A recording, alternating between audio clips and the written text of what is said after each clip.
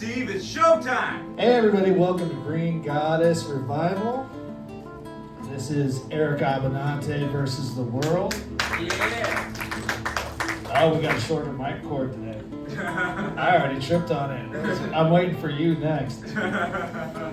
So I'm not good at hitting the mics very much, but my faithful sidekick is. So earlier this week, he calls me up after hitting one, and he goes, "Hey man," he goes, "you're not gonna believe this. I met another Jewish comedian." And I was like, "Oh man, is that like when like dodo birds run into each other in the friggin' woods, right near the end of the extinction, and they like, even though they're both males, they kind of want to fuck."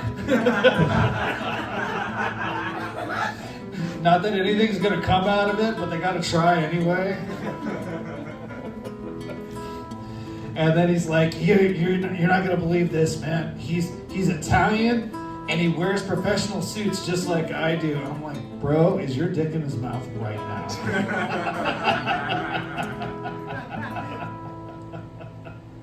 Like, what the hell's going on here? Well, that leads me to the next joke. You know, two Italian Jews walk into a dispensary, and what do you get? You get Eric Abbenante versus the world.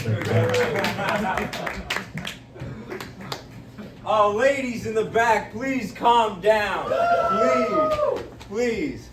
Again, we go through this every week. Ladies, I will fuck all of you after the show, but it's just showing your tits like this is disrespectful. This beautiful establishment. Green Goddess, oh, it is so good to be here at Green Goddess Revival. This is Eric Abbenante versus the world. Very good to see you all. Oh, yes, I am your humble host, Eric Abbenante. Big time Jewish news producer, big time. Worked with AP News, NPR, just this year. Will they survive their association with me? Find out on the next episode. But, oh man, we got a great show. And please give a warm round of applause for my supportive sidekick, Steve Richardson, the Plumber. The one you're here to see. Yeah, exactly. The star of the show, the likable one, the good man. Steve, so I gotta say, Trump this week is in a brouhaha because he, as he was hosting a pharma executive in the Oval Office, the pharma executive passed out. Dr. Oz rushed over to him, and Trump did nothing. What do you think? That's kind of how I feel when I'm watching you die up here every week. Yeah, okay. Okay, I get it. But I'm glad that you had a stoic demeanor like Trump, aka good leadership. But seriously, libs, you gotta pick one. Do you want the pharma executive shot in the head, or do you want Trump to help them? I mean, it's confusing. It really is. But we shoot this show every single week from the greatest dispensary in Texas, some say the world, Green Goddess Dispensary. Oh, thank you all. And please give it up for the man, the myth, the legend, the king of this place, Josh. Oh, thank you. He's in the credits as I tried to stop him. Yes, he is a good man. In cannabis news, here in San Antonio, there was a man arrested for accidentally giving his 1-year-old an edible. Now don't worry, the 1-year-old is okay, recovering and safe, because he bought that edible from a loser dispensary not named Green Goddess, right? Look, when you buy an edible from a loser dispensary not named Green Goddess, those edibles won't even get a baby high. Okay, not at Green Goddess.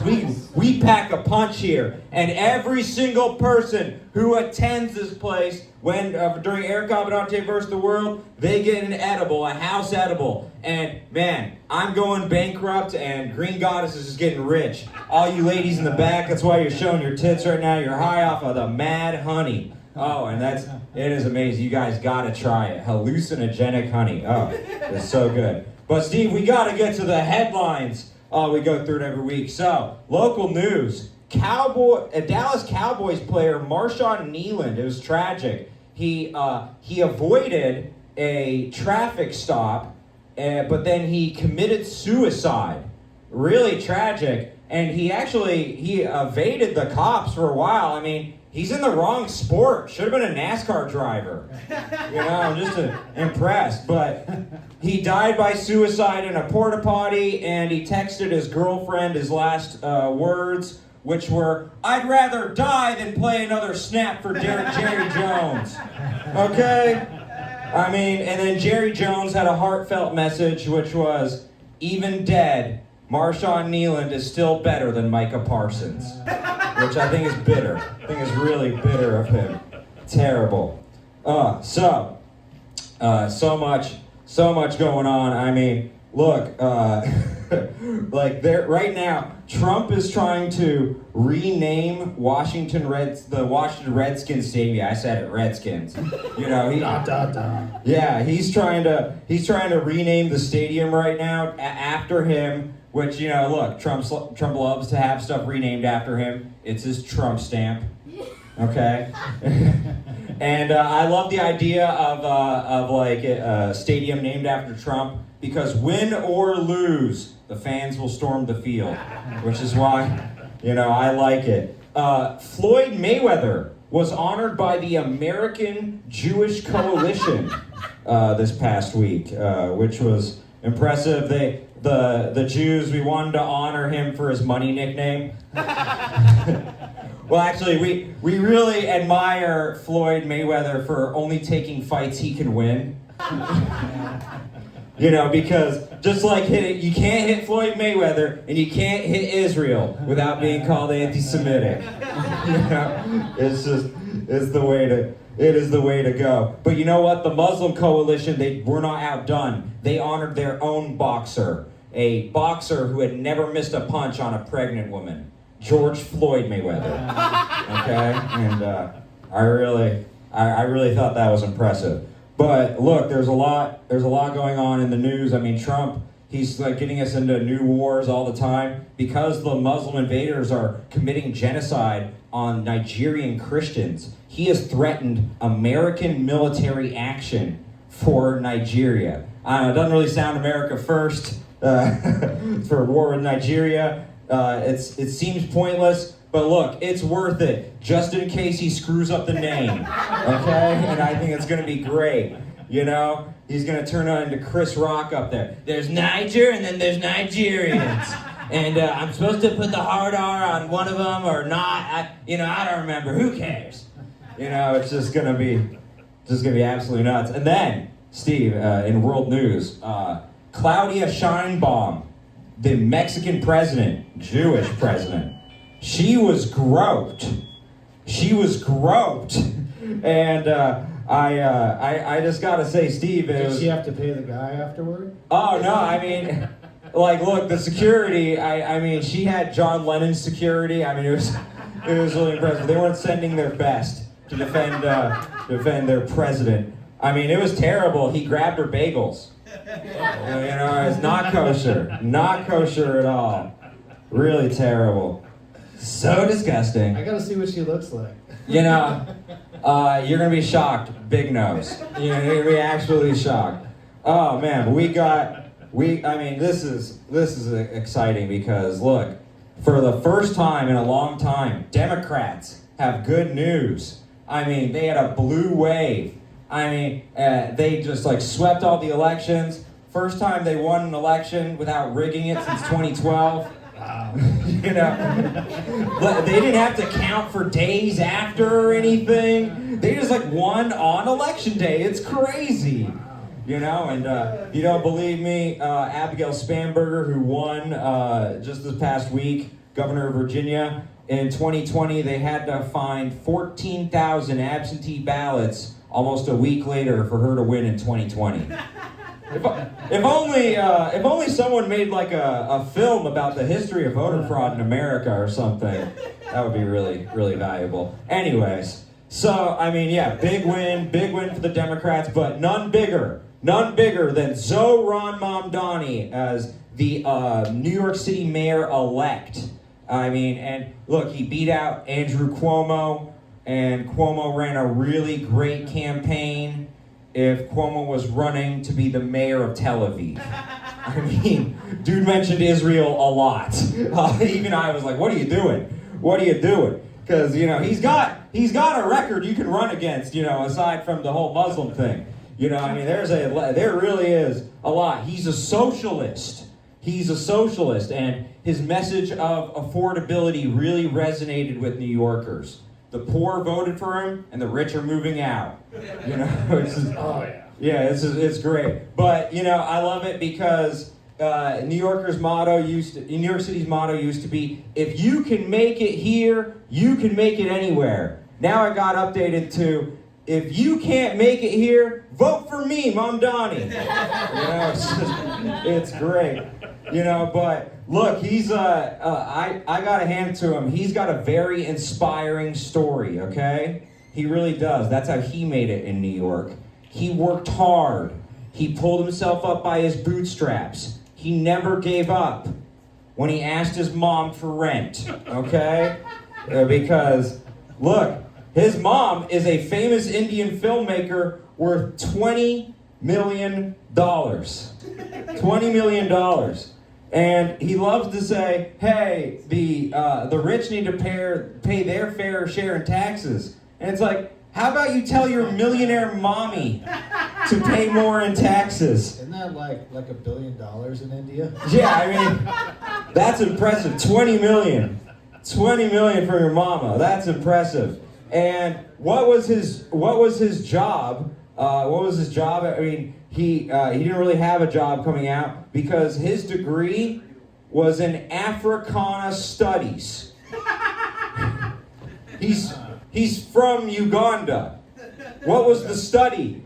His dissertation was, yo, I'm from Africa. And then submitted. I mean, it's just, and then his job out of college was tutoring, but that was part-time because how many times can you tell the person, say that the test is racist? It's not how many times you can get away with that. Not too many times. But yeah, I mean, look, it's impressive because his job after that was he worked on his mommy's film set. Ooh, impressive. What was the job? Music selection. Even better. His job was to listen to music and to pick it. That was his job.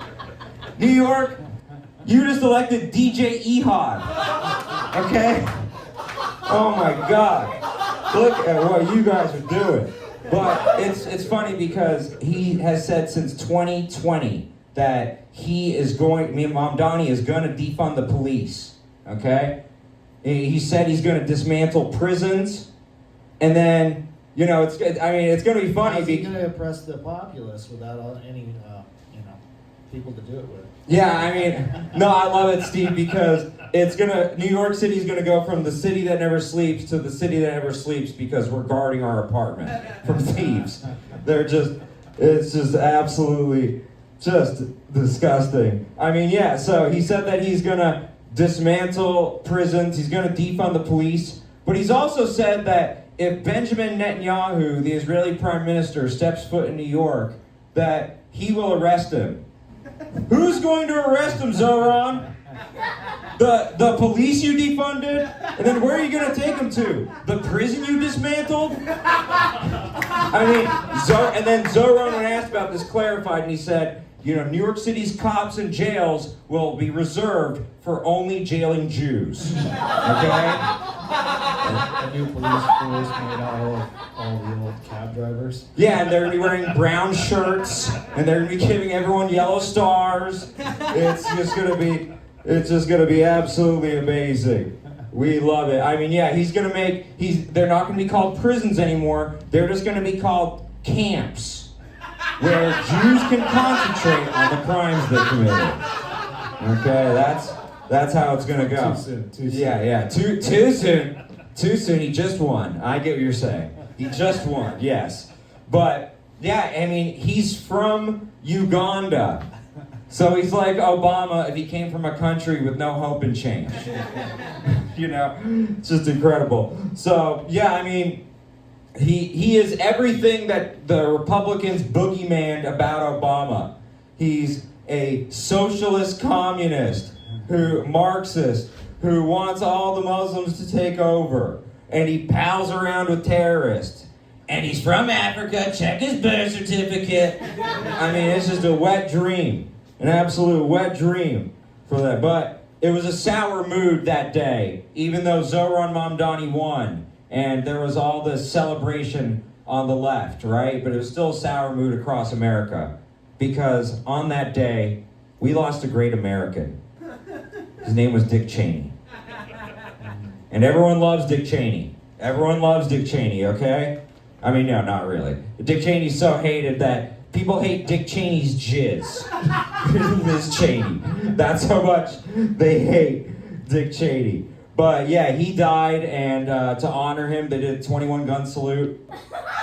21 guns shooting his friend in the face. 21 guns shooting his friend in the face. Really, really tragic. And then his friend apologizes for standing in Yeah, thank you. Yeah, I'm sorry that my face got in the way of your bullets. I'm so sorry, sir. And to honor Dick Cheney, Israel waterboarded Greta Thunberg one more time, and I thought that was really, really sweet. But to end the monologue, Zohran Mamdani, he actually what was impressive about him was he, after he won, there was all this jubilation and happiness, but there were swastikas spray painted on a synagogue in New York City. Now, I don't know if you know this, Steve, but when this stuff happens, a lot of people accuse the Jews of, pretending, like going in there and doing their own hate crime on themselves to foment, sympathy towards the Jewish people, right?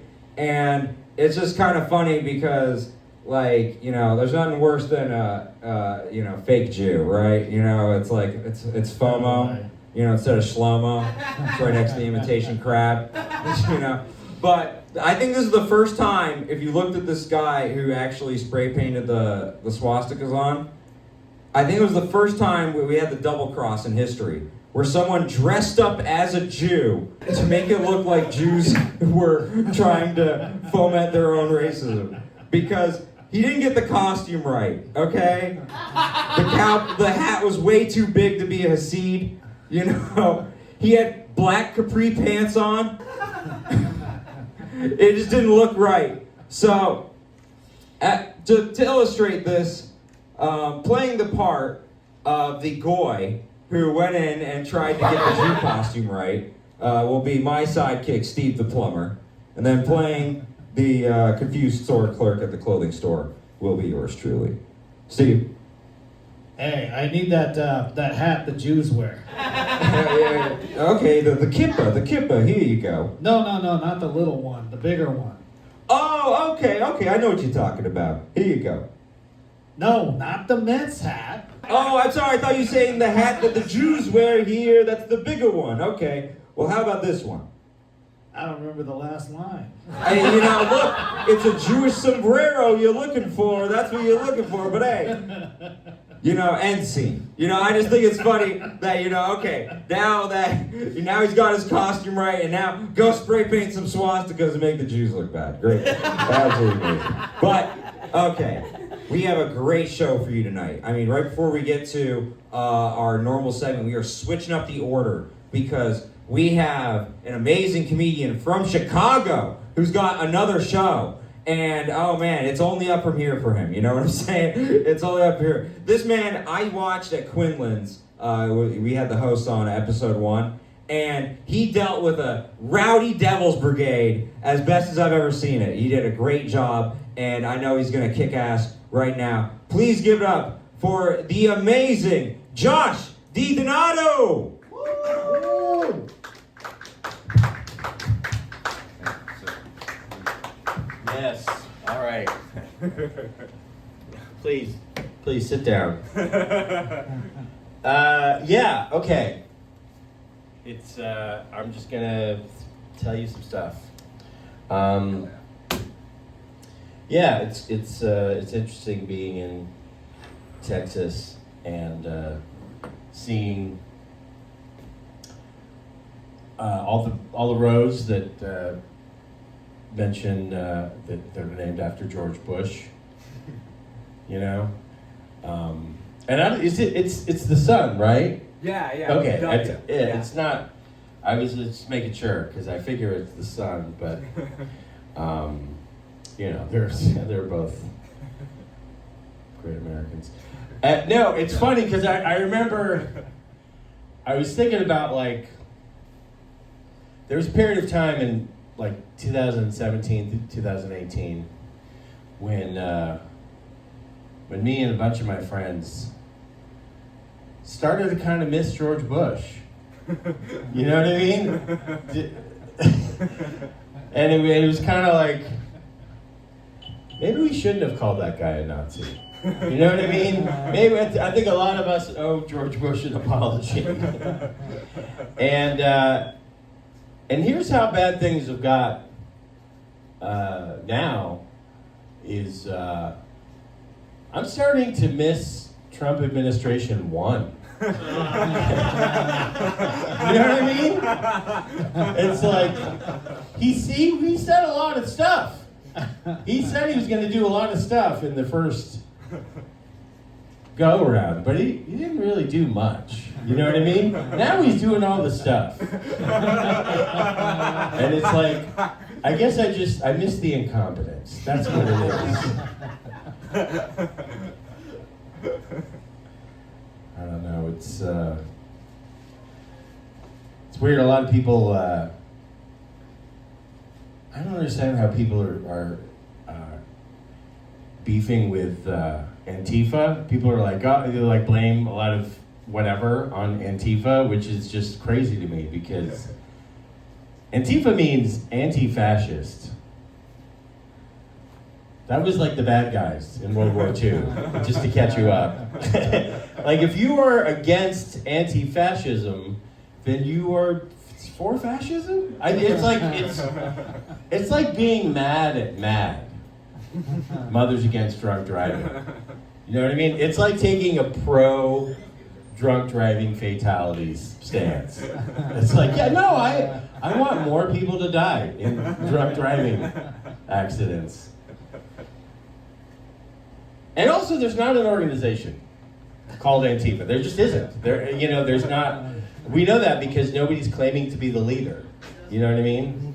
And people's egos are big enough that somebody would say that they're the leader. But there isn't a group called Antifa, And this is a word that's really overused a lot these days, but Antifa really is a vibe. You know what I mean? It's really just more of like a vibe.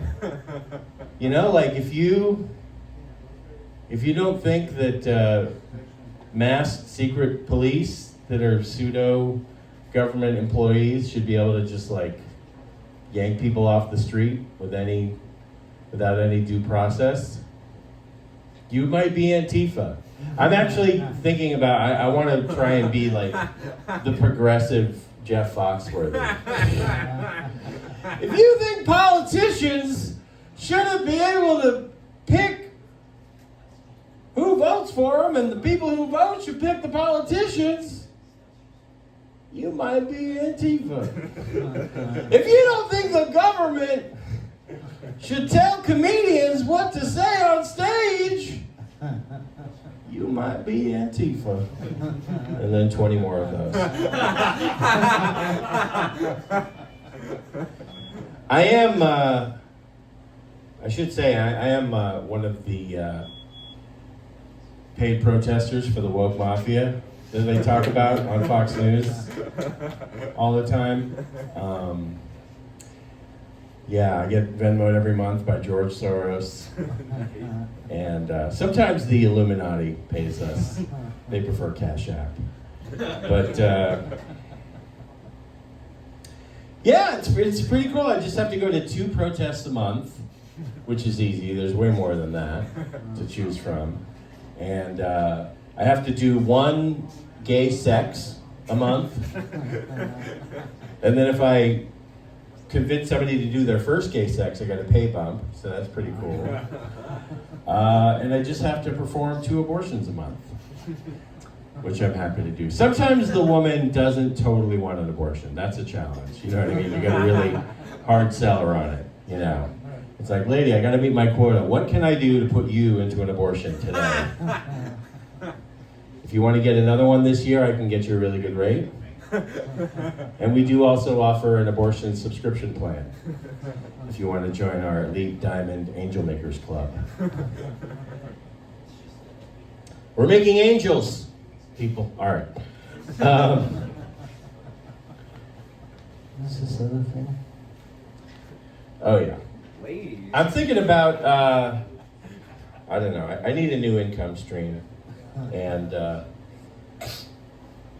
was thinking about joining ICE.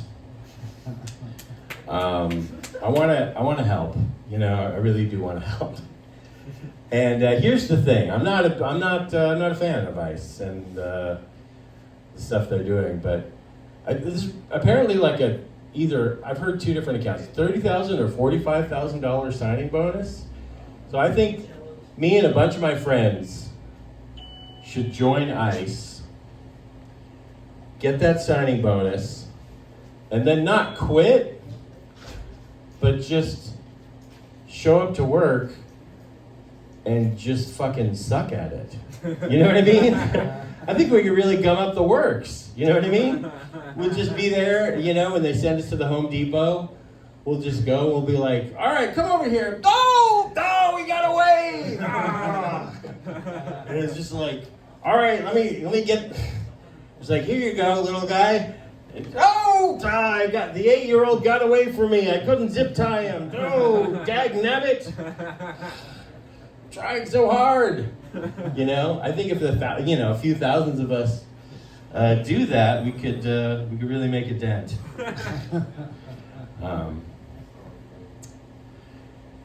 Yeah,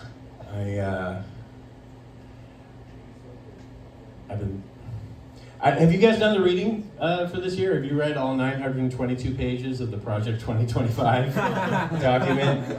I have. I did a podcast about it with some comedians.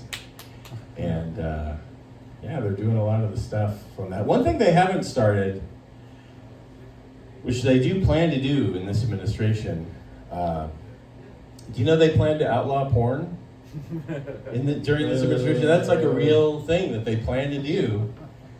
And that's when the real protests are going to start. You know what I mean? Seriously, Americans love their porn more than their guns, which is saying something. And seriously, when they start to outlaw porn, people are going to, every major American city will have tens of thousands of people in the street every day, you know, marching, signs, and, you know, chanting. You can take my porn when you pry it from my cold, wet hands.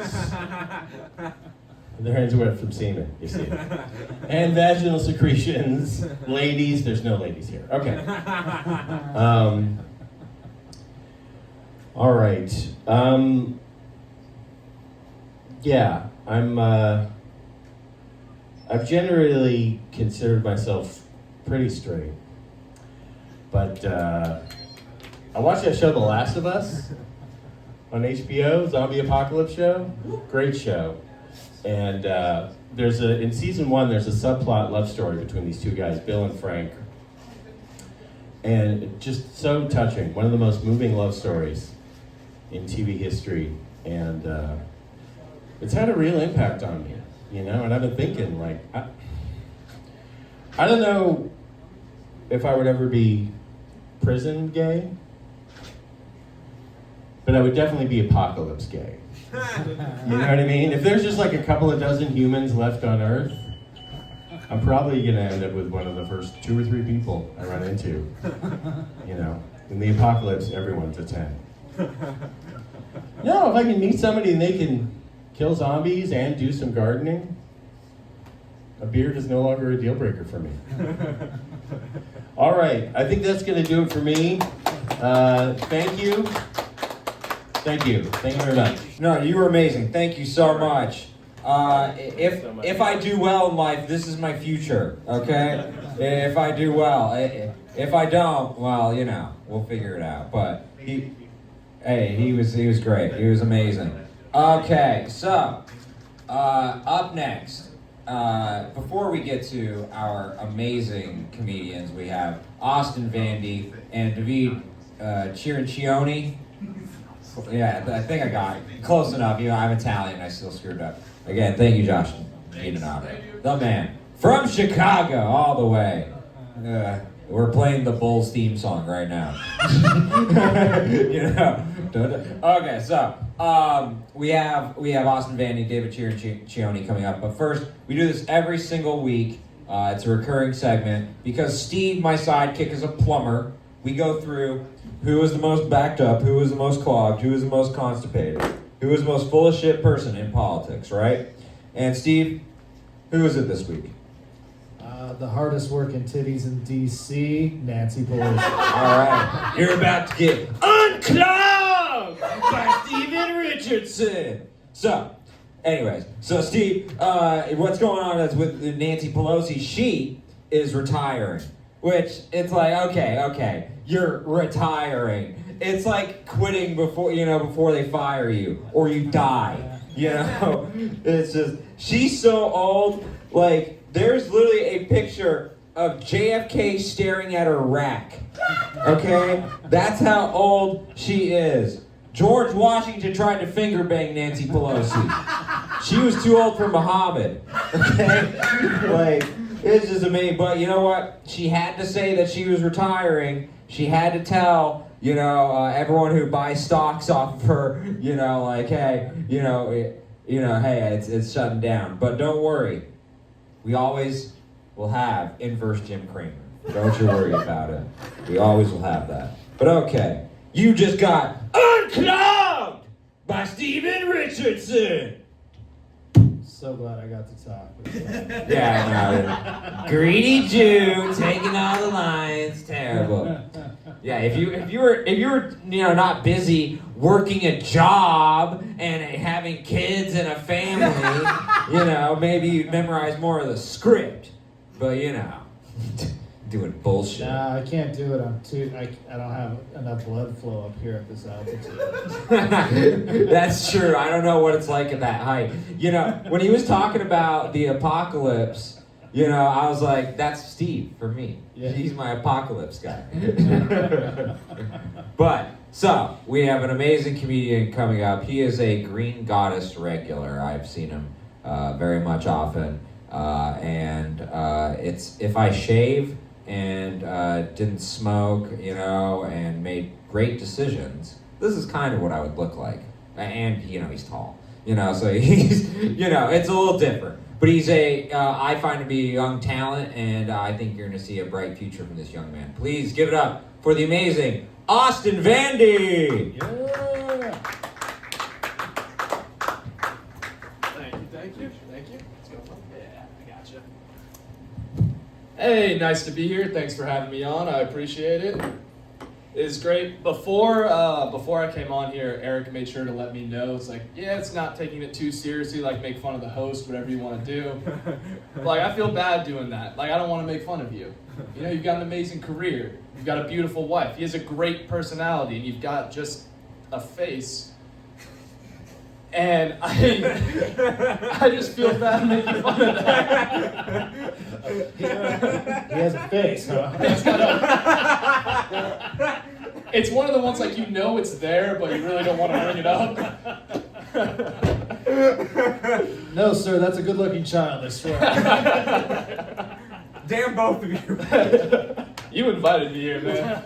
But this is great. What was he talking about before that he wouldn't be prison gay, but he'd be apocalypse gay? Yeah, I love It's like, dog, look at your outfit. You're just gay. that is Oakland. Oh, that's great. Nice to be here. There's a lot of new stuff going on. One of the new things that I've seen is that AI's got a new feature, which is you can put your face into ChatGPT and it tells you who your celebrity lookalike is. Which is crazy because I did that and it came back and said I look like if Barron Trump had all of Hunter Biden's addictions. And it's painful how accurate that is. I don't know how I managed to come off as both gay and Republican. It's an all-time low. Oh, another new thing in the news. Well, this isn't new. This shows you how up to date on current events I am. But 11 teams in the NFL are refusing to support Pride Month. And I wanted to think really hard about how I felt about that until I saw one of those teams was the Dallas Cowboys, and I knew exactly how I felt. It's just ironic that they're pretending to be homophobic when they're constantly getting fucked by a dude named Jerry. It feels insincere. No. Another one of the teams, Kansas City Chiefs. This was amazing. They tweeted out that we refuse to bend the knee to the gay agenda, which is funny because bending to the gay agenda is just what Travis Kelce does when Taylor pulls out the strap on. And the rest of the NFL follows. Clapping for the raw doggy Travis Kelce joke. Let's go. We hate the Chiefs here. We like that. Yeah, I can stand with that. There's one thing we agree on, it's fuck the Chiefs.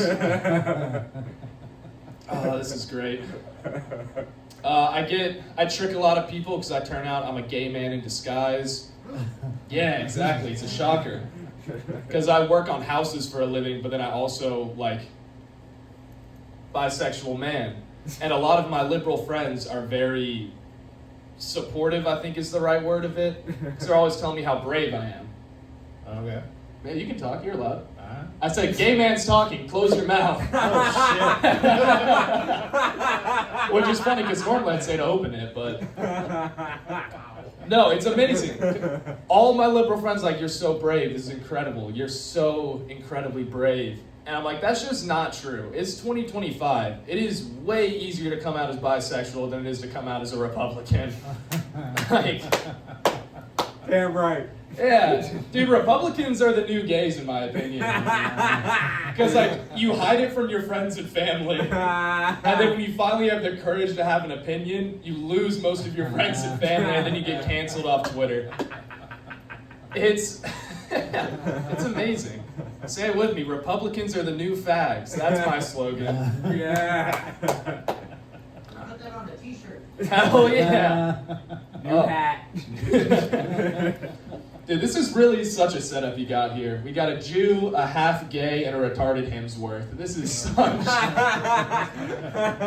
a beautiful All the setup. Hemsworths are retarded.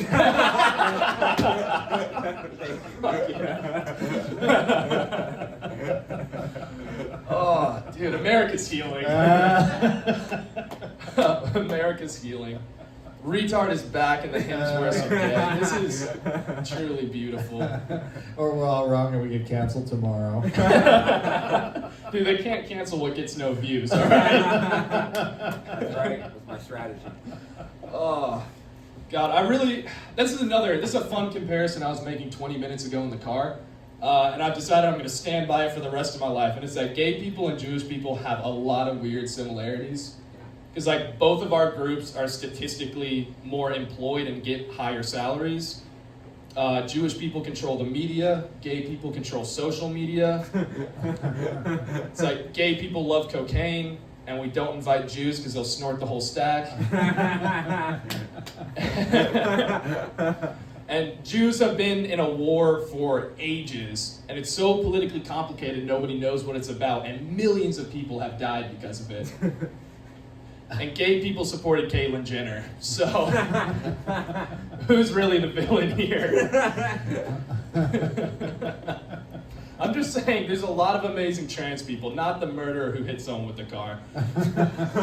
That's the fun part. She got a pussy 7 days after that event.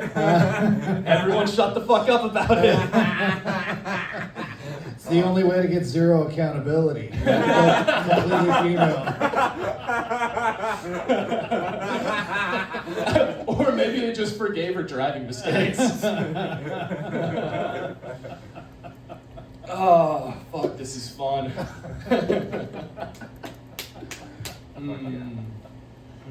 I don't know.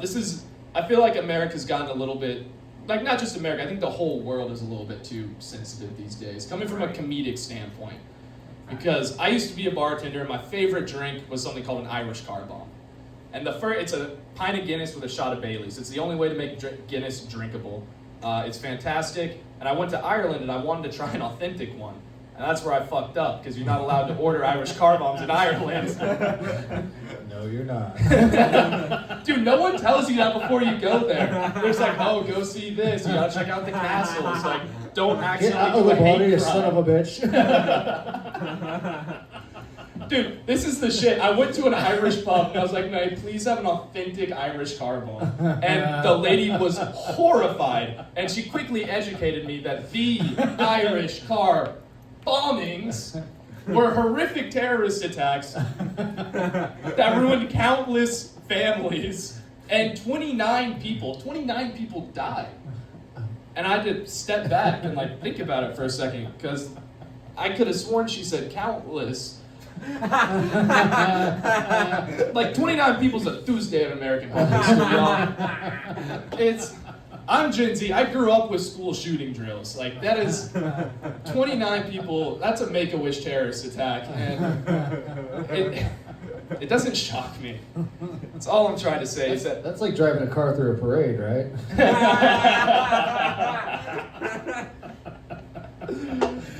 there's some lines you can't cross. No, but I was just like, I wasn't shocked by the attack because like I grew up so desensitized to shit like this, and she tried to turn the tables on me. She's like, walk a mile in our shoes. Like, how would you feel genuinely if in our country we had a drink that glorified the devastating attacks of 9/11? And I realized that, bitch, I'd order 2 and down in both. I am not shocked at all. I don't know. Just saying, these terrorist attacks, I'm used to them at this point. That's right. Yeah, if anything, I say bring him on. Make more. That's what Mamdani stands for, right? That's what New York's about. I don't know where that came from. I just learned Mamdani's name today because I was researching for this show. Influencing you already. Yeah, this is a problem. I'm very easy to influence too. It's my girlfriend's very scared of me going on this show.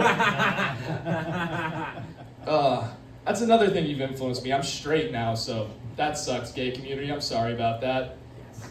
They almost had a good one, but now I have a girlfriend, all because of Eric's influence. Yes. Bullying works. I don't know. I think the only reason I still have a job right now is because DEIF laws are in place now. And I don't know if everyone is fully up to date on the new DEIF policies, but they stand for like diversity, equity, inclusivity, faggots. Like, it's the 4 pillars of a healthy workplace environment, and I am proud to be the latter. All right, but yeah, that's my time. Thank you. Hell yeah. Hell yeah. Take a seat. Appreciate you. Oh my God, that was Austin Vandy, Green Goddess legend. Oh my goodness. Before we get to panel, we have one more comedian, and if you guys have figured it out, yes, I booked everyone who kind of looks like me in some way. Okay, Josh dresses like me. This is like the good version of me. Please and then, don't say that. You know, I mean, you know, like look, like you said, gay Republican. That's the dream. Okay, that's the dream for all of us. To look so clean shaven and well groomed that people mistake you for gay. Okay, no one can mistake that for me right now. And then coming up, this next gentleman is, you know, he's Italian, but he looks more Jewish than me, and I love him to death. I really do. This is a good man. Please give it up for one of my favorites here, Davide Cirrincione. I probably screwed that up. We'll edit that in post.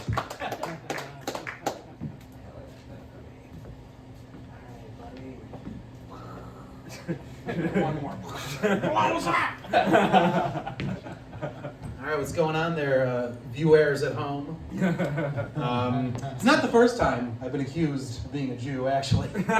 Actually, this is not the very first time. I grew up like that. It was either one of two things. Either I look Jewish, or because I'm Sicilian, I'm Italian, it's like, are you in the mob? I'm like, yes.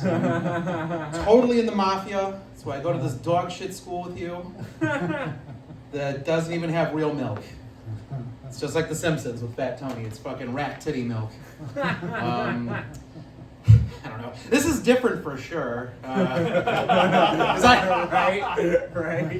The viewers at home can't see, but there's like a crowd of like 100, maybe 150. Yeah, it's, on the other side. Crazy. It's crazy. But we've instructed them to be quiet because then otherwise, Yeah. Thank you know, There are bouncers all over the room. Greasy Goombas.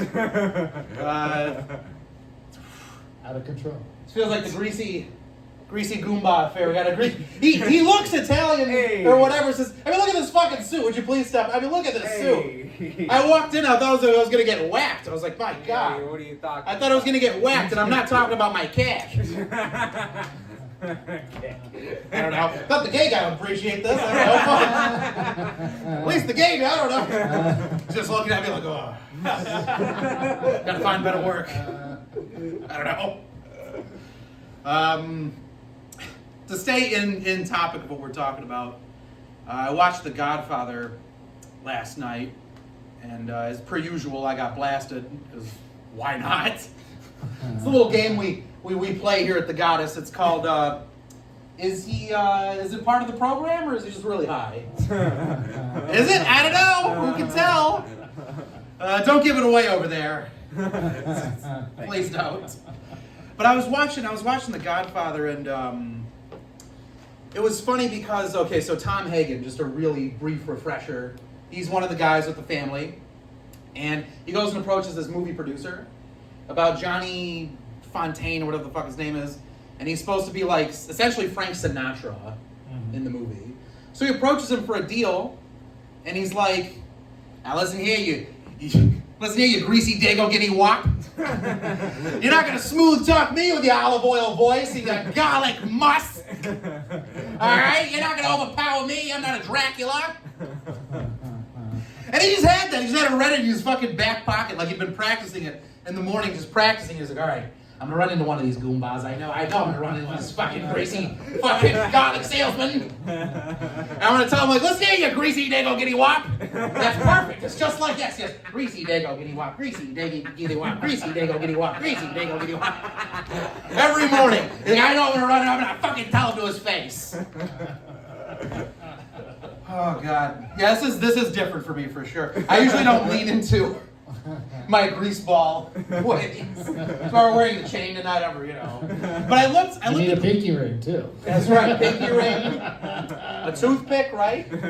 Fucking maybe a fucking cigar, yeah, and a little, yeah, Fucking loafers. Yeah, some loafers. I fucking can't get over your fucking shoes. I kind of like them. Thank you. Yeah. They're adult slippers. I feel like the bummiest bastard. On the fucking on the poster, I look like a wall of hair. Did you see that poster? It looks like a fucking wall of hair with some eyes and teeth and a fucking cigar poking out. That's my most presentable picture, and I look like a fucking Chewbacca. That's true. The fucking greaseball Chewbacca down here. You fucking kidding me, boy? By far the best choice, too. He's right. Fuck, I don't know. I don't know anymore. Oh, Jesus, what else did we have? You could tell this was thrown together at the last minute. Let me just dig through the trash in my pocket. Remember dress McDonald's. rehearsal. Fuck. Oh, God, I'm sorry, viewers at home. I didn't dress for the occasion, maybe. I don't know, this is what I look like, I look like I just rolled out of a dumpster. I'm endorsing a new product. It's called Vagrants. It's the fragrance for vagrants. I was gonna go with sleeps in his car. And you're not far off. I mean, fuck. I got lucky. Someone left the locker room door open at the export, and I washed up really quick before security got in there. The soap suds helped me skid out the door. We appreciate it. Oh, God. I know, you're thinking, this is our favorite portion of the show. No. Let's see what else we had, though. I know. I'm the only bum up here with this book still. Oh, wow. This gets considerably worse. I gotta tell you. Is it a parking ticket or a pocket full of bad ideas? I'll let you decide. Sir, some decorum. My God. Did you hear that burp? Oh, God, there's no excuse for it. My God. I feel especially terrible because my friend here, you know, behind the bar there. I mean, the dispensary. Damn it. You can tell what kind of places I hang out in. The guy behind there, he was telling me before. He's like, you're actually, you know, you're not that bad. You're all right. I feel like I'm letting him down. He's regretting it now. It sounds like Chuck. No! In my house with my wife. She sleeps. We're just gonna let you keep forgetting his name for the next 10 minutes. Oh God. Oh shit. He got me. He fucking scared me in a track. I feel like I'm fucking getting pinched over here. He's like, you don't know his name, do you? That's why you said he and partner and behind the bar. To be fair, you guys don't really know my name either, so let's get it straight. Just the last one. And the first one. Oh God. Oh God, no. All right. So I remember I was in high school, right? And this kind of takes me back a little. I was thinking. So I was on the shot put team. I don't know what's so funny right now. What am I funny to you? It's probably the voice, right? Ladies in the back, calm down. Seriously, he'll deal with you after the show. And or there's towels on the side, dry up. They saw my forklift certification drop out of my pocket when I walked in. Oh, he knows the forks. It's not the only machinery he can handle. Remember, boys, that fucking vibrator's your friend. All right. Oh God, that thing's the goddamn devil. When she puts that thing on there, it feels like the whole house is fucking vibrating. I fucking No, I remember I was on the track team though. To get back on track here, I was in shot put, and this other shot putter, he's talking to me, and he's like, "Say, what if I was to call you a guinea right about now? What if I called you a guinea?" So I just stand there, I'm looking at him like, didn't you just call me a guinea? I mean, isn't that what calling someone a bad thing is? If it's like I walked up to you, I'm like, hey, champ, what if I called you a fuckface? Didn't I just call him a fuckface? Like, what the fuck? It's like a roundabout way of saying, hey, fuck you. I don't know. Let's keep rolling into this dumpster fire. What else? Geez, I'm not sure which terrible direction we're going next. Should we ask the question? Pick one, or we'll just start roasting you. Oh God, no, not that. Wait, I thought that was the show. Jesus Christ. I have a philosophical question. A philosophical question for the audience. I think you're starting to figure out I am just high, and it's not part of the routine. And I'm just doing whatever because that's what the fuck I know. Wow, how does he keep coming up with new material? Because I'm just high, that's all. I'm just coming up here and I'm just saying things. And you're wishing that I would just go home already. I have a philosophical question for the audience. Can a Chinese Jew, Jewish Chinese guy, going great already. Can a Chinese Jew, well, it sounds like a fortune cookie, doesn't it? Or a Knish? All right, I'll get to the punchline. Can a Chinese Jew celebrate the year of the pig? I don't know. It's not kosher. I don't know. Oh, Zhao, these wontons, they're too crispy. You shut up. You pay your bill now. You get out. You greasy Jew. I mean, oh shit. You hook nose Jew. I'm getting my slurs mixed up here. Fuck. Greasy Dago Guinea Wop. I can't get over it. I don't know. It's good stuff. It's the fact that he just had it in his back pocket. That's the thing. He just had it. It's a bam, bam, bam. You can't figure out which one offended you more. That's 4 fucking slurs, man. You're trying to figure it out. Please do go on, sir. That's all I had for it. You got to keep going. Oh wow. He's like, this is your race you're running, not mine. I'm like over here trying to like pull him on. I'm like, well, you can just. I'm just gonna push you into the fire. I'm not gonna help you. Oh shit. Sidekick. Oh wow. Sidekick. Oh wow. Oh, well, I don't know if he insulted me or you or what the hell's going on. All I know is there are hundreds of people on the other side of this. Calm down! Yeah. You can get in next show. Should have came earlier. Oh, God, I've got too much energy for hardly any material. What else we got? Let's see what we wrote on this crumpled napkin here, or receipt. Oh, yeah, did you know my father's a professional Mexican? So we grew up, we did landscaping together. A different kind of waste management. Mm-hmm. Were you about to say that? No. Okay. I was like, I gotta beat him before he says it. No, you keep going. Different kind of waste Keep going. management. And fuck. He did that. My parents, they're both from Sicily, very greasy. The stage is getting slicker by the second. And they couldn't afford Rye Italia, Because my dad was a principled man. You don't even want to work for the mafia. And we couldn't afford the Italian channel, so we just figured, Telemundo, close enough.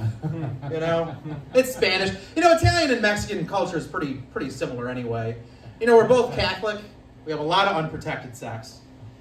We just can't stop pumping them up. Even Mexicans are kind of like, they're kind of greasy too. I mean, they like oiling their hair, And I remember Telemundo is like a low-key, kind of like a casual porn channel. It just is. Yeah. And there was this lady with these huge, what is it called? Macromasia, right? The huge, massive.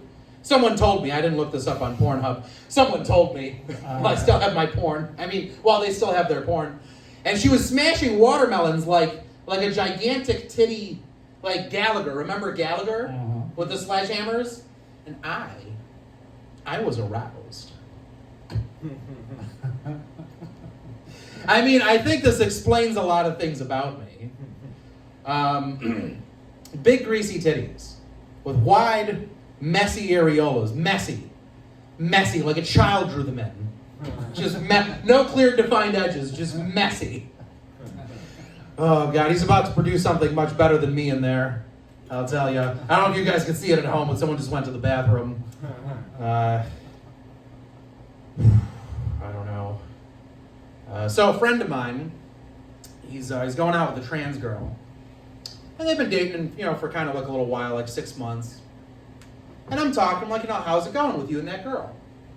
And he says to me, well, it's all right, it's going okay, but I don't know if we could stay together. I'm like, well, why? And he's like, well, she's starting to kind of put on some weight, I'm like, why? What's the matter? Your doctor told you to avoid trans fats? I don't know. I think we're almost out of time. What is it, like 30 seconds? Right? Close enough. Just enough time to finish. You get it? You get it? It's a sexual joke? You got a thought. Go. Oh, wow. Oh, boy, I didn't know the vacation, I'll tell you. I just got back from vacation. I went to the Virgin Islands. It was fantastic. I had a wonderful time. I had such a good time. Now it's called the Whore Islands. What did I do? Or what did I not do? That's the question. All right, well, you've been fabulous. I love you. Don't even worry about it. Forget about it. Yeah. Thank you so much. David, appreciate you. Really quick, this was just amazing. So before we get into panel, my favorite audience member who is here right now. Sorry. And I just comedy. I have a sitting problem, Totally unscripted. I apologize. These chairs, it's hard, but no. Our favorite audience member who is here every week, Jeremy Wilson. I appreciate you so much. And you know what? We're gonna roast his meth head ass right now. If you want to say anything about our good friend Jeremy, who's in the crowd right now, I love you, buddy. Oh, dude, if there's anyone I can roast on this planet, it is Jeremy. Because what's not to love? I've never met a person that looked like if fentanyl was a human. Yeah, and he looks like he came from fentanyl too. His dad is the long line of fentanyl. Yeah, Wow, it really is against the world. yeah, it's amazing. I love a man whose best personality trait is his dead dad. Yeah, I mean, he really rode that hard. He's like, you know what? I don't need to die. My dad could be Van Gogh, you know, and then I could just reap in the benefits. Oh man. So this is a really good show. Now we do the panel, and within the panel, by the way, did I get your last name? How do I say your last name? Oh, Cirrincione. Cirrincione. Davide. Cirrincione, Davide. You know, Cirrincione, moleste. Oh, wow. It means to bother. That's why we're so greasy. Yeah, exactly. It's just bothering. That's why everyone calls me molester. You know, it's not because I touch the kids. Listen here, you Jew bastard, you. Yeah. Everyone always says, like, they always call me a pedestrian, which I assume means touching kids, you know, or at least touching young horses, you know, something like that. But anyway, so, guys, you know, you're more, I don't know, how old are you, David? Oh, I'm 31. Okay, yeah, so you're more like the Gen Z here. So I was going to ask, like, the ending monologue is about the MAGA Civil War that's currently going on between, like, you know, the MAGA wing and then the America First wing led by, like, Nick Fuentes. And so New York Times and all these other places are doing, like, these stories on Gen Z males and how they actually really listen to Nick Fuentes. Do you know anybody in your friend group, your age group, who actually listens to Fuentes? That is a good question. I do know, like, there's a handful of guys my age that listen to him, but it's all the same. It's anyone who can't get laid. That's the people listening to Fuentes. Yeah, unfortunately, that is kind of what I'm going to get into in the ending monologue, but it is essentially the disaffected male vote, you know, and that is a group, but you know, it's not. He's not going to be like the president, but he definitely could be like at least Ron Paul in terms of like a potent third party candidate, right? So what do you think? It's a non-starter for me. The whole conversation sidekick, or man, just him as a president? No, him as a president. I don't see it happening ever. We're gonna forget who he is by next year or the year after. I mean, at best he's a thought leader, right? You know, like, not like even William F. Buckley, but, you know, just, you know, these guys in the conservative movement who, he might be like a Charlie Kirk, you know, he could get people out to events. Nah, he's a trend writer, that's what I think he is. He's riding something. We'll get to that in the ending monologue. But, I mean, it is all the hubbub right now because in the end, he and that wing, which is like, you know, Tucker Carlson now, Marjorie Taylor Greene, etc., they're basically saying, you know, Israel is too inserted into our politics. And that, I think most people can agree with, actually. Yeah. That's pretty, you know, I even gave my Israeli cousins crap, like, we pay for your military's gas, still. Like, come on, Zohran Mamdani country, you know, like, pay for your own stuff. You know, sad. But, so do you think it's actually like a movement, like, do you see like a significant amount of males doing it, or just the ones that can't get laid, like you said? Oh, with Fuentes? Yeah. I think it takes a very specific type of person to pay attention to a guy that looks like the before part of testosterone supplements. He is very effeminate, and that is like one of the issues of like, he's not going to lead an army or a movement. And unfortunately, we look alike. So, all these things that I'm saying about him also ring true for me. You know, between me and him, we can do the trench coat thing, and then we're almost Victor Wembanyama. You know, but yeah. So, David, have you ever even heard of this guy? To be frank with you, this is all news to me. No, and I'm not saying that like in a sarcastic way. I mean like literally news to me, so I don't pay attention to this shit. No, this is why, you know, I bring on everybody, as you tell Josh Dinato. You know, we may be Jewish and Italian, but we disagree on politics, and that's great. I love that he came on. That was really funny stuff. Though the Antifa thing was interesting. I do like how he's like, there is no leader, and it's like, well, what if they're just libs who like, well, I don't know, do I want to step up? Like none of them step up, you know. There's little soy boy pussies, you know. That's what I was thinking, but it was very funny. But so yeah, you've never heard of this guy? The thing, you know, the only thing I obviously know about, of course, Israel Palestine. Who could not know? Like, I've heard of the it. broad strokes. Yo, obviously. I've heard of Israel. That's where the dirty Jays are from. Yeah, those Jews. Yeah. They set up camp over there. I don't know. The only thoughts I really have on it, of course, is like, yes. So I hear what you're saying about like, yeah, America totally is 100% behind Israel since day fucking one. Yes. And it's like inhuman what they do to the Palestinians. But then everyone's like, but you know, they're white though, and they're Jewish. They're connected to Christianity, Yeah. so they're good. It's all good. Hey, they protect our oil and our shipping routes, you know, through the Sinai Peninsula. You know, yeah. Because I was talking to my buddy who knows way more about this shit than I do. I know you're shocked right now, but he knows way more about it than I do. Yeah. We're shocked that he has friends, yeah. Eiffel God. Tower. Oh, wow. Oh, wow. It Well, I wasn't prefer fair Eric at in all. my ass because I know he's smaller for sure. But I don't know. I was just referencing random buildings in France. I Oh, don't know, sure. Your mind is in Oh, the gutter. sure. Why not? Disgusting. Disgusting.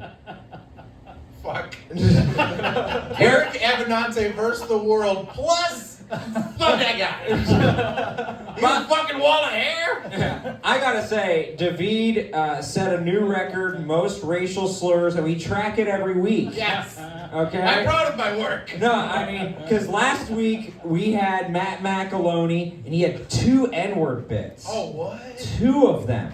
And you topped him this week. I gotta give you take the crown off, Matt Macoloni, give it to Davide, okay? Top racist, which is a big one. It's a big one over here. It's like best actor over here at Eric Abbenante versus the world. So okay, so you guys aren't really like, you know. So, but with Israel, we can segue into Israel. Like, so your generation, like pretty much all the generations are out on Israel unless you're like 45 or above, essentially. Right? You don't really know anybody who likes Israel. Not really, no. Yeah. And It varies. they're pretty much all pro-Palestine or right. Like, give me a summary of like what your friends think on this. A lot of them that were very woke 5 years ago are now really big into shit-talking Jewish people. Hell yeah. We like that. It's like a good excuse to be anti-Semitic again, is what I feel like I'm getting from my generation. Yeah, and so I joke about it on stage a lot because I feel like our people, we used to be fun and funny. We joked about the Holocaust less than 20 years after it happened with the producers and other great artistic pieces. And then we got to stick up our ass, and then if you said something I didn't like, you're anti-Semitic, and then we don't talk. And that's not a good way to go about it. So I like to do Jew jokes on stage, and you know. But in the end, yeah, it is a troubling trend. I saw this recently. Like, these are people who follow me, right? And they posted no juice box emoji. That was it. That was the whole caption. And it's a selfie. Tits are out. And I was like, dang, it's gonna be a real shame when people jerk off to this, you know. Not me, baby, watching at home. I only jerk off to your pictures, my beautiful wife. You know, she's on the road right now. If you're wondering, yeah, she's in Pittsburgh. She's actually in Pittsburgh. But yeah, so yeah, I don't know really anybody that age group who is pro-Israel. We're not doing a very good job with PR. No. Yeah. Did you see the thing? They were like, there's a group of Gen Z people trying to boycott Jerry Seinfeld shows. Like for him being Jewish when we should have been boycotting them for not being funny. Like we went after the wrong reason there. Do you know what's funny? I do, in my bag back there, I carry around a Jerry Seinfeld book. Just like for when I'm bored, you know, it's like, you know, at these mics. But yeah, he is very funny. But yes, it's so funny because he is the most milquetoast comedian possible. I've listened to his albums many times. He says damn and hell less than 2 times per CD. That's the swear words, right?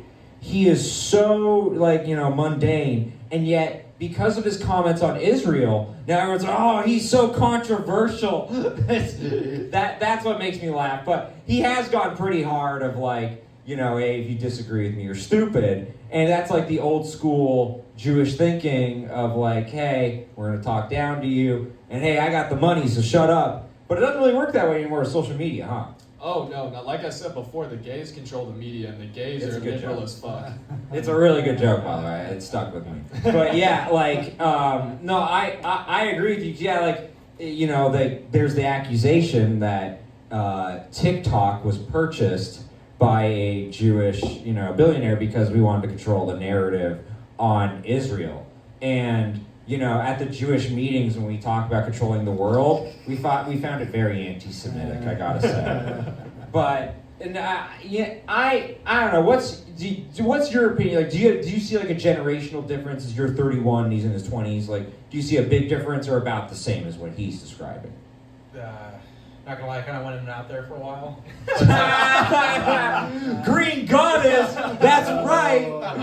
This anytime. Sorry, go ahead. I was gonna say, anytime there's any comedy thing here, it's literally just a fight to see if you can get your jokes done before you pass the fuck out. It's not wrong. I mean, Look, and it's not because of the great products here at Green Goddess. It's because some say I'm Bill Cosby, and just chloroform, and so that's why you're hanging about my water cup. Yeah, exactly, yeah. Son of a... Listen, I wasn't okay to speak to some of that because now I regained what was happening. We're back, baby. I was not shocked that Jerry was backing Israel. When I saw it on Facebook, I was like, yeah, no, it's logical. It's very Jewy. It's always been his thing. Even though it's not necessarily all of his jokes, but it's in there, And I don't know. I mean, fuck.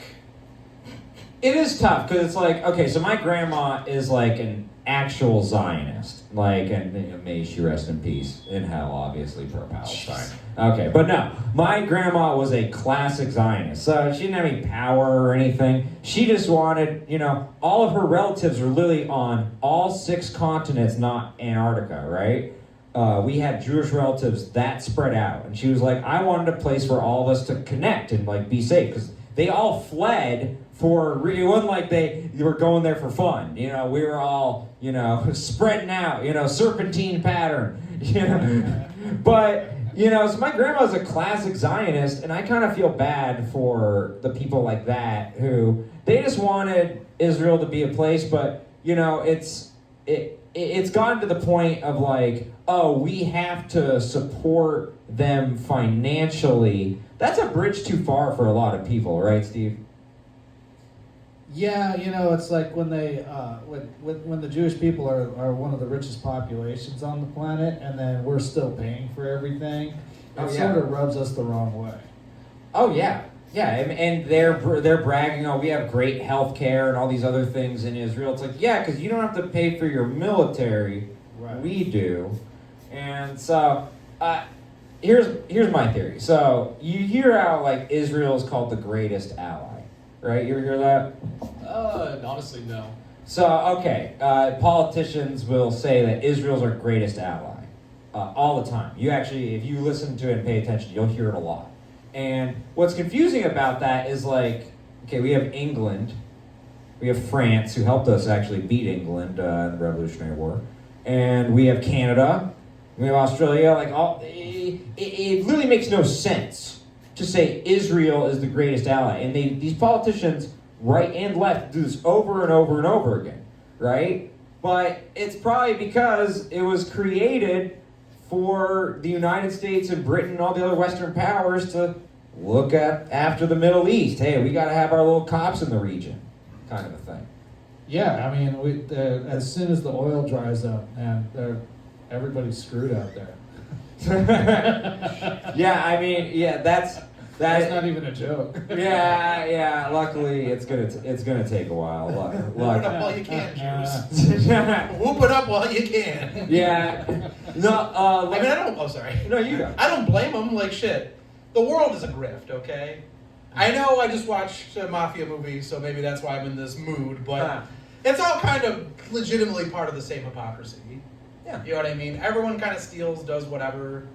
I mean, I know as much about current events, but historically speaking, since the late 1800s, Jewish Zionists were trying to take that land.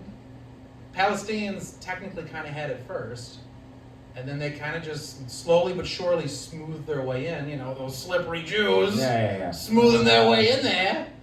And I don't know, you know, over time, now we're approaching what could be about, you know, I mean, what is it, 2080 isn't that far off, is it? 100 years will pass before you know it. Yeah. And who knows, by then, maybe Palestinians will come up, or maybe when the oil dries up, they're like, all right, see you later, Jews. It's been nice. Like, at least they're doing what they can. Shoot, in the Middle Ages, in certain villages, when shit would go wrong, like, I don't know, the field burns down, they lose the crops, they blame the Jews. Like, someone's not praying the right way. It's the Jews! Yeah. And a lot of, I mean, anti-Semitism is a tale as old as the world itself. So I don't blame the Jews for doing what they could to secure some fucking land. That's all I'm saying. You cut the deals you gotta cut. That's a great secret to success, is blaming If the any Jews. of what I said is true. No, I really... I don't blame them. No, I really appreciate your perspective. Now, you know, my Israeli cousins would say, like, oh, well, at some point it was under Jewish control before even what you were talking about, but I don't think that's, like, irrelevant either. Like, in the end, unfortunately, like you said, this isn't like a good society. History is written by the winners and people who win wars. Thank God all the winners were the good guys, right? Right? How convenient. Hell yeah, brother. Woo, it's scary. Or what if we lived in a perfect society and we have to think for ourselves?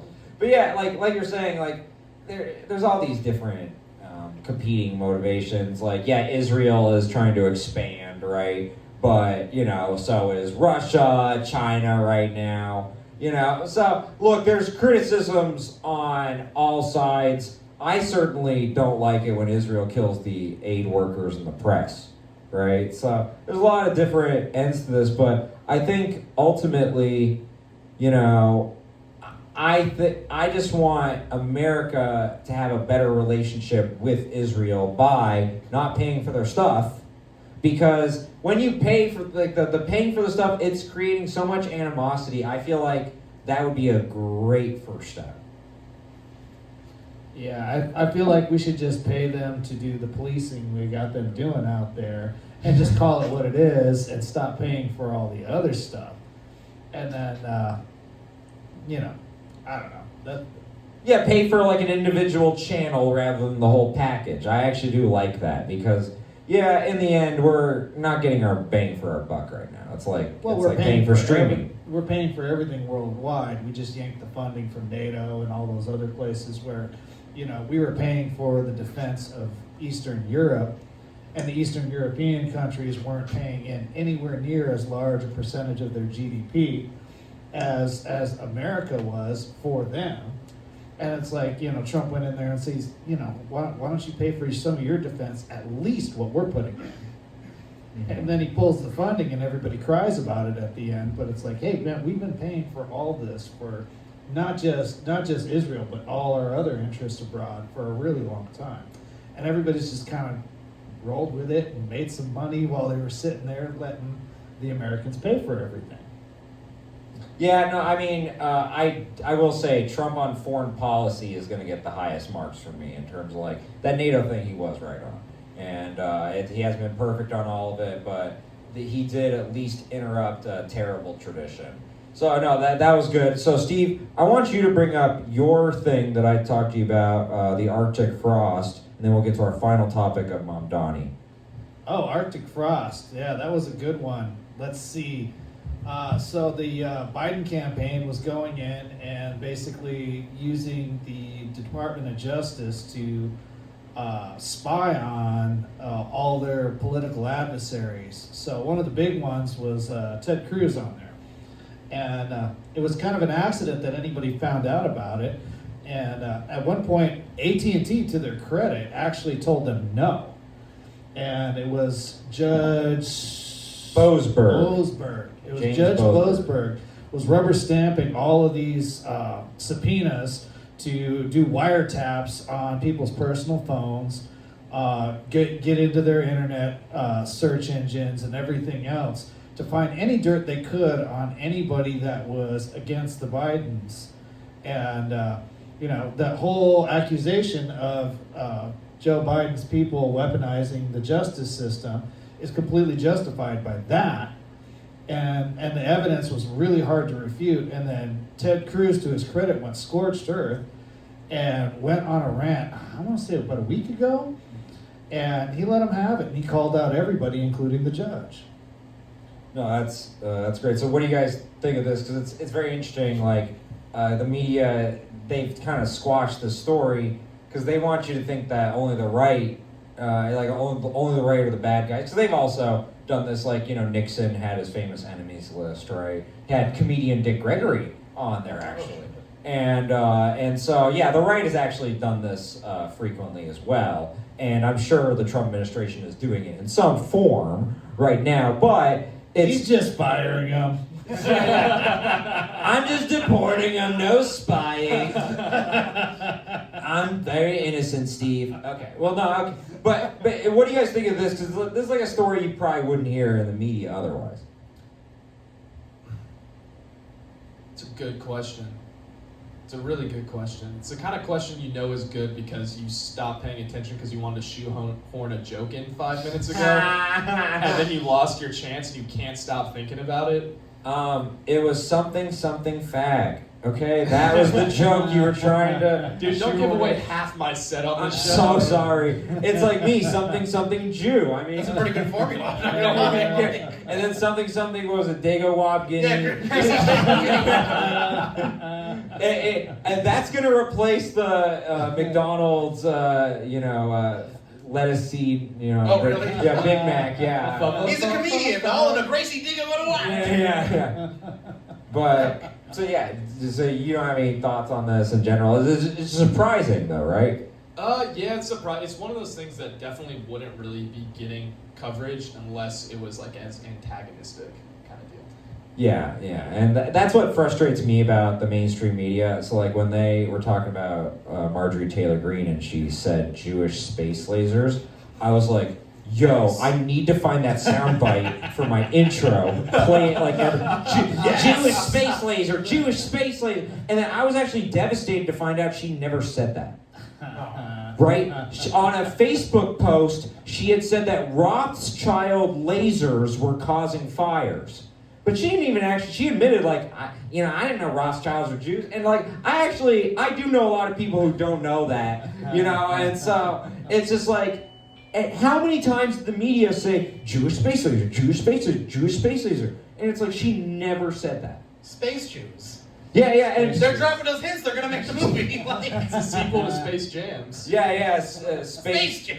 Yeah, Spaceballs would be so proud. Mel Brooks would be so happy right now. Yeah, he predicted it. They finally made it, 40. So, Oh, fuck. yeah, I mean, are you surprised to hear this story, or is it all news to you? Am I shocked that our shady government is being shady government?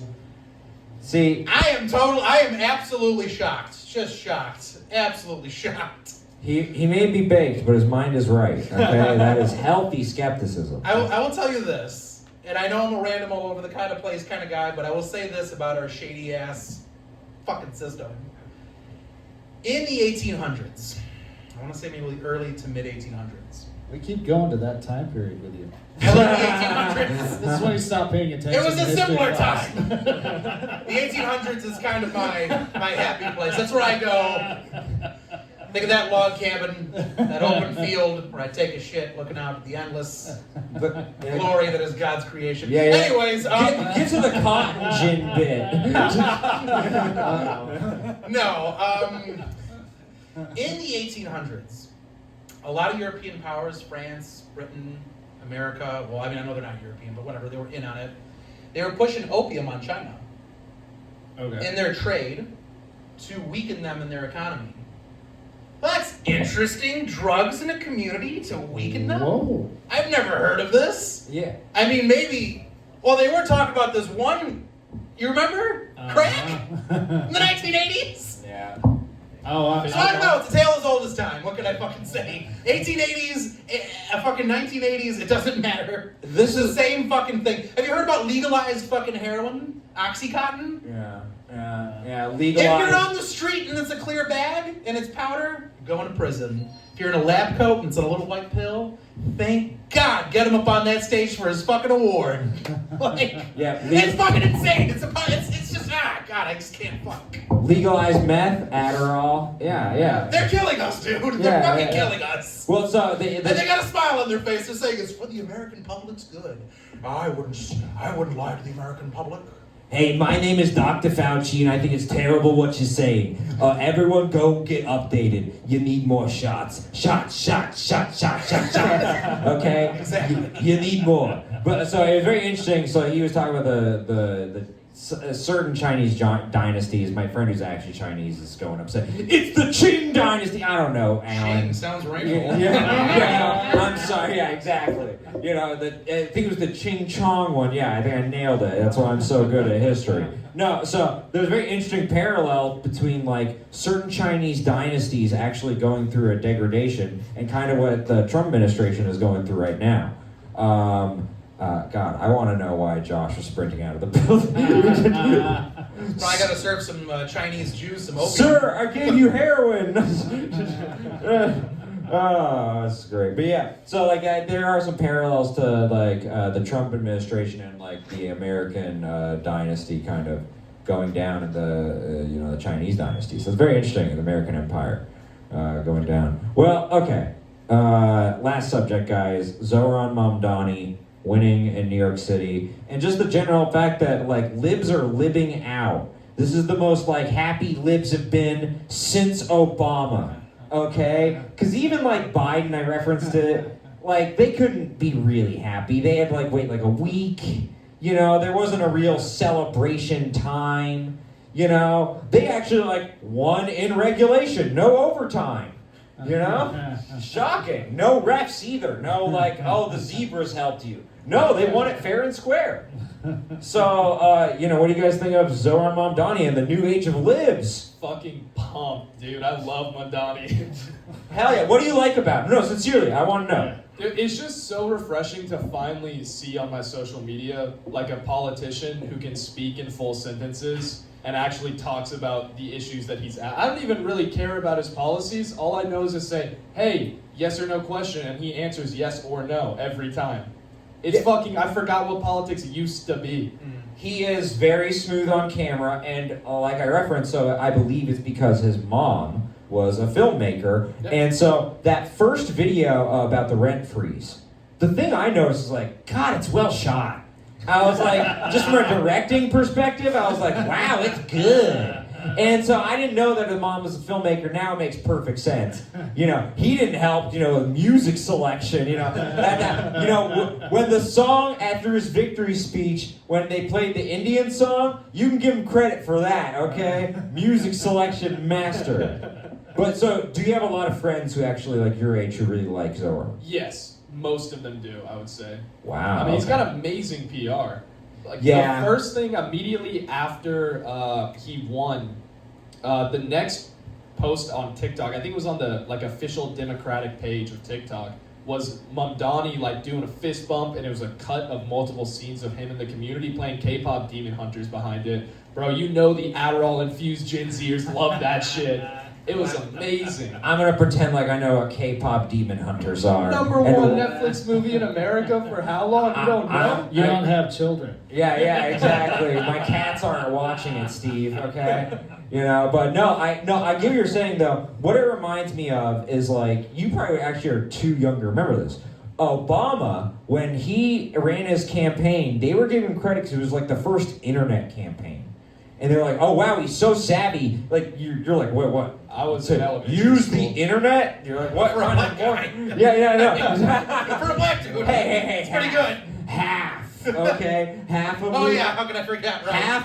That's where the computer thing comes in. half a moulignon, okay? To keep it in. Hey, yeah. Moulignon means eggplant. Yeah. Eggplant emoji. That's where that comes from. Keck, thank you. He did say one of my favorite ones is Keck. He did miss the, hey, who's better than you?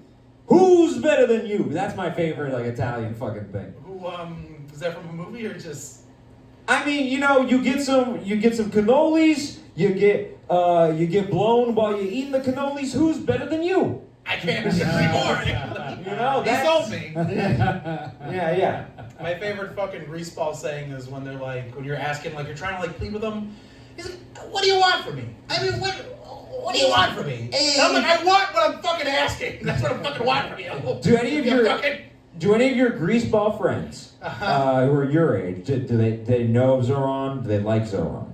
Have they ever heard of Zohran? First of all, big assumption that I've got friends. Thank you. Greaseball Yeah. Call back. Second of all, okay, so my family is split into two factions.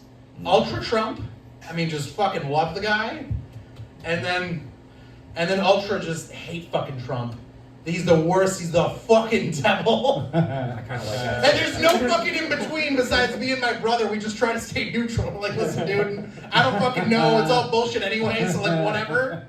So you have like severe red team, blue team. Yes. And how do Republicans feel about this? I'm just learning about him now. Zamdani here. So okay, there's two schools of thought. One, there's actual like fear, like especially the Jews, of like, oh my God, we're losing the party. Because honestly, Jews are kicked out of both the Democrats and the Republicans, right? And so it is kind of a bummer. I can't blame him. You know, and yeah, it's like, you know, oh, and we used to control everything, you know. But then there's the other side, which is more like me, which is like, I think he is a great thing to happen to this country because he is going to destroy like the image and reputation of liberal ideas. Because when they see him actually enacted, it's gonna be like, oh, it's embarrassing. Because like he is a great campaigner, right? Like you cannot take that away from him. Here's the crazy part: he's going to be using Bill de Blasio's staff, and like, which is like they sucked last time, and they didn't know how to run the city, and then they ran the city so poorly that they wanted to elect a cop, Eric Adams. So again, this is like David Dinkins, the first black mayor, who the city had so many like subway murders that Rudy Giuliani was brought in, right? And so that is the thing I would caution my liberal friends is, if this guy, who by the way, his job was tutoring and music selection for his mommy, okay? If he, as a 34-year-old, can't figure out how to run the most complicated city in the world, then it's going to be good for the Republicans, honestly. But he is charismatic. His messaging is on point. The Democrats have so much they could learn from the speaking portion of it.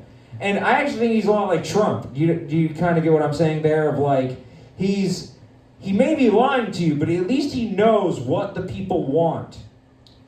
Yeah, that's a fair comparison. I don't think he's going to fail as badly as you think. I still think he's going to fail. Don't get me wrong. Running New York, I think, is an impossible job at this point. And no matter which party you're on, it's so complicated, you're never going to be allowed to even try to do what you're trying to. Like, he's not going to get a rent freeze.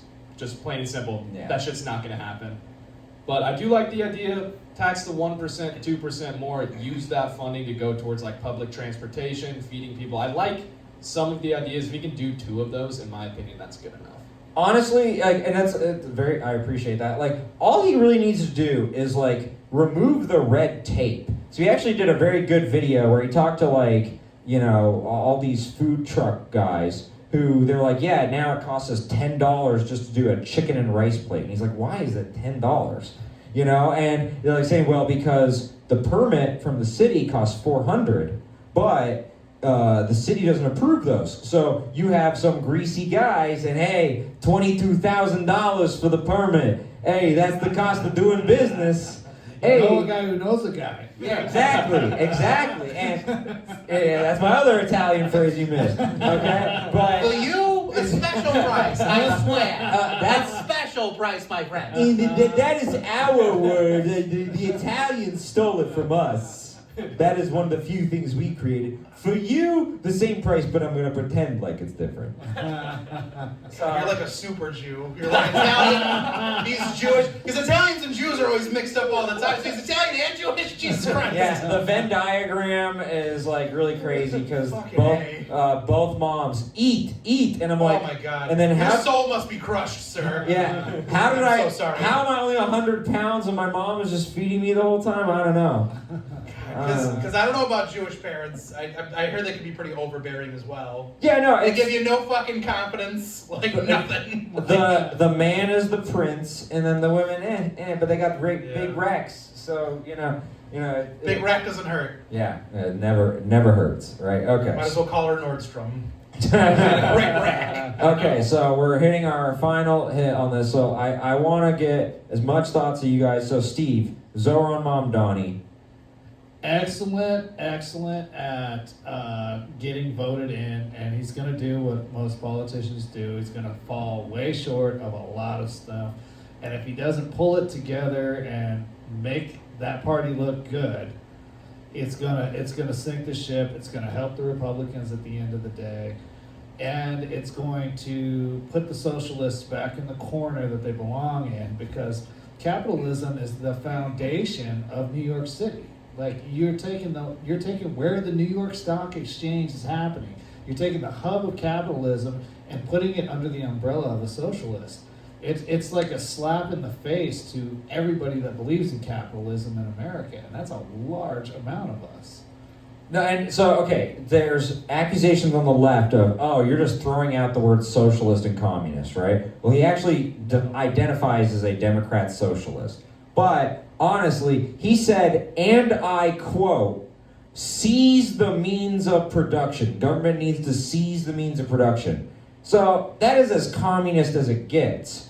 Him saying, oh, I'm not a communist is like saying, yeah, I'm not a Pittsburgh Steelers fan. I just wave this terrible towel and yell, go Steelers, and have Pittsburgh Steelers tickets. But you're a bigoted Republican for thinking I'm a Pittsburgh Steelers fan. That's kind of what it is when he's saying, I'm not communist. Like he has explicitly stated communist things. Communism has failed at every attempt, and it leads to fascism and death. And you can look at any historical moment anywhere where communism was implemented and find a spot where it didn't lead to fascism and death. There isn't one. It doesn't work. Hey, Fidel Castro banging Margaret Trudeau, okay? And creating Justin Trudeau. Okay, that was communism getting W's, okay? She was hot back in the day. She was Fidel. Was she Sydney? I ain't mad at you on that one. I'm not saying she was Sydney Sweeney, but she was like Lindsay Lohan. She was a good time, a real good time, okay? Final thoughts on Zohran? I'm just learning about him today. But from what I gather, a super communist Jew is taking over New York, and he's got a death ray. I don't know. That's fun. Jewish lasers from space! He was doing the telephone game. He knows that he's a dirty moose lamb, thanks to my monologue. Don't you worry. You're gonna have to give me a refresher for sure. Yeah. Way off. Yeah. I wasn't even a little, but the laser, the death ray is close, right? That's got to be true. Yeah, exactly. Give me the death ray. No, you're a student. And a moose lamb is a moose and a lamb hybrid. I'm Alex Jones. I was about to say, moose lamb is such a good slur because it combines Muslims with the things they want to fuck. The word cousin isn't in there. I don't know what you're saying. Wow. No. So we referenced on the last. There was a MP in British Parliament who was arguing that they need to pass a law for cousin marriages in Britain, or else it is anti-Islamic. So, yeah, exactly. That's the face you should have. That's the face of Western education right there. That's fucking disgusting. I don't want to sound like one of those guys that, fucks his mom or something, but Is it first and second cousins or third and fourth? There's That a big is difference. very important. The rule is Not to sound like an incestuous man right now, but like. look. The rule is It's important to have standards, right? if your sister or your mom is as hot as Sydney Sweeney, you gotta bang. I'm sorry. That's I'm the sorry. rule. Yeah, and once you get to like 9.5, incest goes out the window. It's just, it's pure just Evil. chemistry. Evil. Yeah, no, I'm just. These are what liberals. These are called jokes at a comedy show. Yeah, you You know. can still fuck around. It's okay. And this is like fuck. this is my career. It's down there, crumpled up like a paper. Hey. At least we're laughing though. Okay. Well, okay. So, final thoughts, really quick, before I do my ending monologue. There's a controversy online right now that Sydney Sweeney is not hot. Thank you. Thank you. And he fucks everything. Okay. Wow. That's right, you greedy bastard. No, I would like to say I do not fuck everything. I will just fuck anyone who was above an 8. There you go. Wow. Very good. Well, I guess I'm safe then. Me too, Steve. You're fucked. That's the entire strength, my friend. You're tall, dark, and handsome. I'll see you later.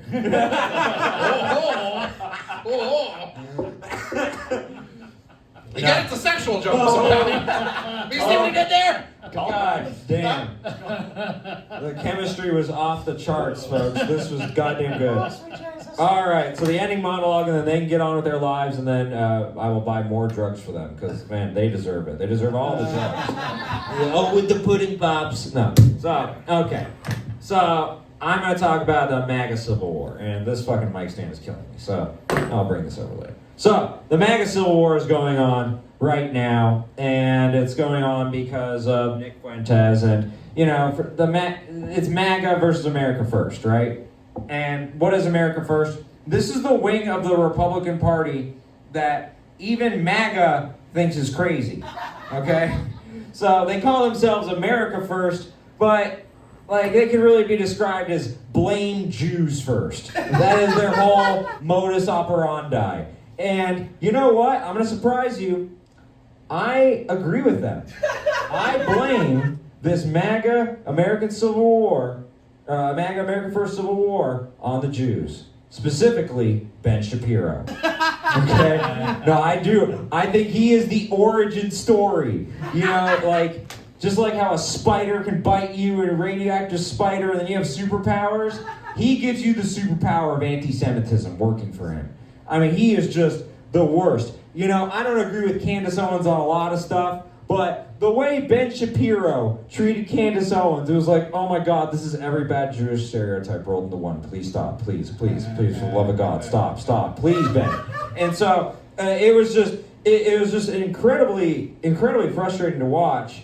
And it's like, in the end, Nick Fuentes is the Republican Party's Liberace. Okay? It is hard to ignore how flamboyant he is while working on his craft. Okay? It really is. I mean, when he's doing his show, it's goddamn Jews! Goddamn Jews with their big old milky titties! I like tight buttholes. You know, it's weird. He's so flamboyant. AF doesn't stand for America First. It stands for ass first. Okay? It's bad. It's bad. And so, look, I think, though, we need to talk to Nick Fuentes. We can't just, like, not talk to people. I think that's terrible. And here's the thing. Nick Fuentes, he talks about, the power of Jewish money and how terrible Jewish money is. Well, his first job was working for Ben Shapiro at the Daily Wire. So, if anyone knows about the dangers of taking Jewish money, it's Nick Fuentes. It is Nick Fuentes. And he says that the thing that controls this country and that the thing that we need to fight against is organized Jewry. Well, guess what, Nick?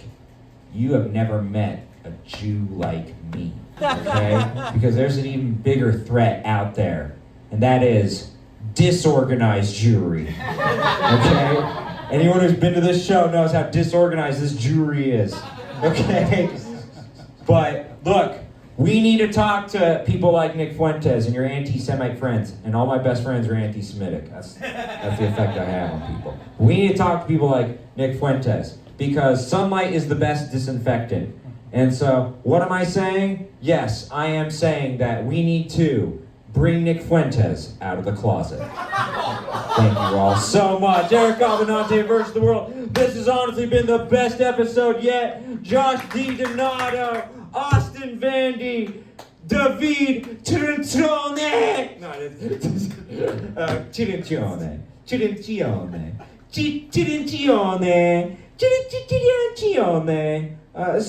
Scusi. But anyways, thank you to Josh, the king of this place, the man, the myth, the legend. He tried to stop me. It didn't work. Take that. All right, Eric Abbenante versus the world, episode 6. Good night, Denton.